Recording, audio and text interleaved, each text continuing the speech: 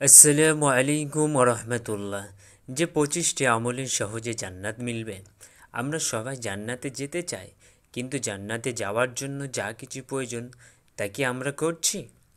আল্লাহ তাআলার সন্তুষ্টি অর্জন করে জান্নাতে যাওয়ার অনেক পন্থা রয়েছে।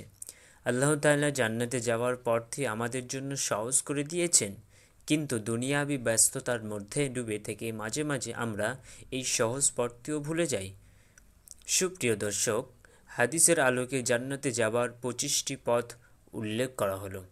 1, আল্লাহ তাআলার সঙ্গে কোনো শরিক না করে ঈমান নিয়ে যে বান্দা আল্লাহ তাআলার সঙ্গে দেখা করবে অর্থাৎ মারা যাবে, সে জান্নাতে প্রবেশ করবে। 2, যে ব্যক্তি আল্লাহ তার রসুল সাল্লামকে বিশ্বাস করবে, সলাৎ কায়েম করবে এবং রমজানে রোজা রাখবে, আল্লাহ তাআলা তাকে অবশ্যই জান্নাতে প্রবেশ করাবেন। 3, যে ব্যক্তি বলবে রাদিতু বিল্লাহি রাব্বা ওয়া বিল ইসলামি দীনা ওয়া বি মুহাম্মাদিন সাল্লাল্লাহু আলাইহি ওয়াসাল্লাম নবিয়্যা ওয়া রাসূলা, অর্থাৎ আমি আল্লাহ তাআলাকে রব হিসাবে, ইসলাম ও ধর্ম হিসাবে এবং মুহাম্মদ সাল্লাল্লাহু আলাইহি ওয়াসাল্লামকে নবী হিসাবে পেয়ে সন্তুষ্ট, তার জন্য জান্নাত অবধারিত। 4, যখন কোনো ব্যক্তি আল্লাহ তাআলার কাছে 3বার জান্নাত চায়, তখন জান্নাত বলে, হে আল্লাহ, আপনি তাকে জান্নাত দিয়ে দিন। 5, যে ব্যক্তি বলবে সুবহানাল্লাহিল আজিম ওয়া বিহামদিহি, জান্নাতে তার জন্য একটি খেজুর গাছ রোপণ করা হবে। 6, আল্লাহ তাআলার 99টি সুন্দর সুন্দর নাম আছে। যে ব্যক্তি এই নামগুলোর পরিপূর্ণ বিশ্বাস স্থাপন করে অনুযায়ী আমল করবে, সে জান্নাতে প্রবেশ করবে।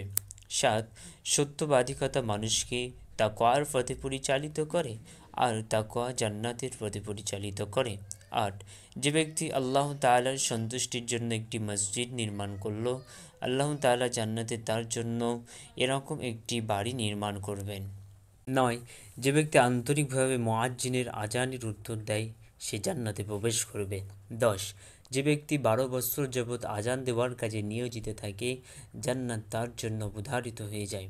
11, যে ব্যক্তি 2 ঠান্ডা নামাজ অর্থাৎ ফজর ও আসর নিয়মিত আদায় করবে, সে জান্নাতে প্রবেশ করবে। 12, যে ব্যক্তি জামাআতে সালাত আদায়ের জন্য সকাল সন্ধ্যা নিয়মিত মসজিদে যাবে, আল্লাহ তাআলা তার জন্য জান্নাতে একটি সম্মানজনক স্থান নির্ধারণ করবেন, যেখানে তার জন্য থাকবে উত্তম মেহমানদারির ব্যবস্থা। 13, যে উত্তম রূপে অজু করল, অতঃপর খুজুর সঙ্গে 2 রাকাত তাহিয়াতুল অজু সালাত আদায় করল, জান্নাত তার জন্য আবশ্যক হয়ে যায়। 14, যে ব্যক্তি দিনে এবং রাতে 12 রাকাত নফল সালাত আদায় করবে, জান্নাতে তার জন্য একটি বাড়ি নির্মাণ করা হবে। 15, যে ব্যক্তি দিনে জ্ঞান অন্বেষণে বের হলো, আল্লাহ তাআলা তার জন্য জান্নাতের পথকে সহজ করে দেবেন। 16, রাসূলুল্লাহ সাল্লাল্লাহু আলাইহি সাল্লাম বলেন, আমি দেখলাম এক ব্যক্তি রাস্তায় পড়ে থাকা একটি গাছ অপসারণের জন্য জান্নাতে আনন্দে ঘুরে বেড়াচ্ছে, যেই গাছটি রাস্তায় পড়ে থাকার কারণে মানুষের চলাচলে কষ্ট হচ্ছিল।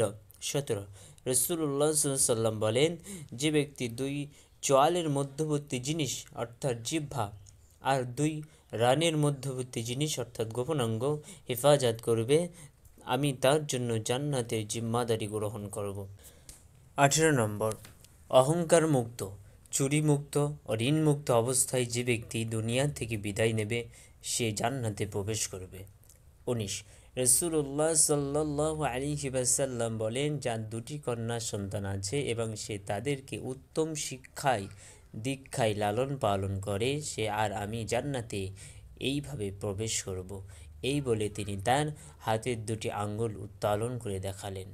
20, যে ব্যক্তি আল্লাহ তাআলাকে সন্তুষ্টি করার উদ্দেশ্যে কোনো অসুস্থ ব্যক্তিকে দেখতে যায়, একজন ফেরেশতা ঘোষণা করতে থাকে, তুমি আনন্দিত হও, তোমার পদক্ষেপ বরকতময় হোক এবং জান্নাতে তোমার জন্য একটি সম্মানজনক স্থান দেওয়া হোক। 21, যে মুমিন আল্লাহ তাআলার রাস্তায় জিহাদে বের হয়, আল্লাহ তাআলা তাকে জান্নাতে প্রবেশ করাবেন।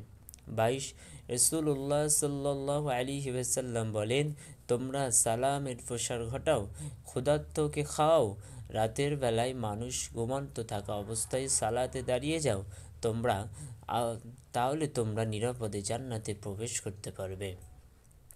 23 রাসূলুল্লাহ সাল্লাল্লাহু আলাইহি সাল্লাম বলেন, এক উমরাহ তার আগের উমরা থেকে এই পর্যন্ত সব গুনাহকে ধ্বংস করে দেয়, আর একটি কবুল হজের প্রতিদান জান্নাত ছাড়া আর কিছুই নয়।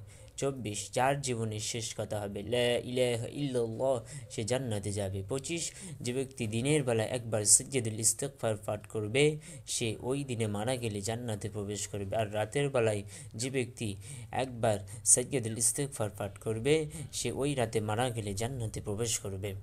সুপ্রিয় দর্শক বন্ধুরা, তবে মনে রাখতে হবে, কোরআন সুন্নাহ বর্ণিত জান্নাতে যাওয়ার যেই পথ অবলম্বন করা হোক না কেন, সব কিছুর মূলে কিন্তু রয়েছে তাকওয়া কিংবা আল্লাহ ভীরুতা।